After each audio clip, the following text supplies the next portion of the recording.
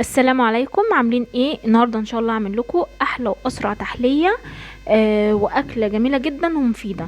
الشعريه باللبن، سواء عملتيها في الفطار او بالليل بعد العشاء كده في التحليه. هنا هجيب حله على النار، احط فيها معلقتين كبار من السمنه. دي سمنه بلدي، بتبقى طعمها حلو جدا في الشعريه. واحط هنا كوبايه كده من الشعريه، واخلي النار متوسطه وافضل اقلب فيها لحد ما تاخد معايا اللون الذهبي زي ما هتشوفوا معايا في الفيديو. انا طبعا مش هعلي عليها النار عشان يعني الشعريه ما يبقاش فيها ني وفيها محروق مني. انا عايزاها كلها تاخد لون واحد. انا طبعا سرعت الفيديو شويه لانها بتاخد وقت شويه، حوالي مثلا 7 دقايق كده. هنا اللون بدأ هيغير معايا اهو. نص الشعريه واخده لون ذهبي زي ما وريتكم هنا، ونصها كده مبيض. هفضل اقلب فيها لحد ما تبقى كلها لون واحد زي ما انتم شايفين معايا بالطريقه دي. دي هي كده واخده لون واحد. انا كده عايزه اللون ده للشعريه. ابتدي ازود الميه بتاعتي. هنا هزود الميه بقى زي الرز بالظبط. انا عايزاها الميه تغطي الشعريه كده، تبقى اعلى من الشعريه بتاعتي حوالي 2 سنتي بالظبط.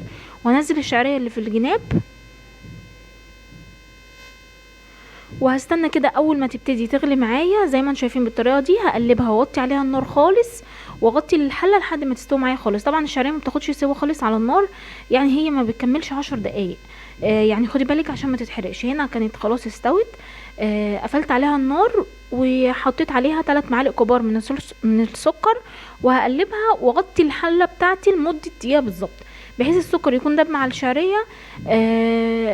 حبيتي تاكليها كده، ما تضيفلهاش اي حاجه تانية، بتبقى طعمها جميل جدا. يعني هي تحليه في الحالتين بتبقى طعمها حلو. شايفين ده منظر الشعريه معايا بعد ما استوت.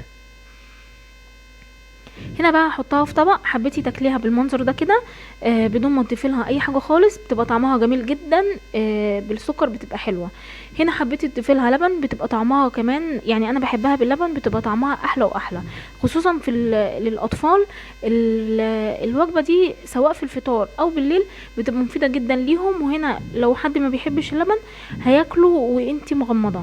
انا طبعا عشان زودت اللبن، انا بحب الحاجه بتبقى متحليه كده بزياده. طبعا التحليه دي حسب الرغبه.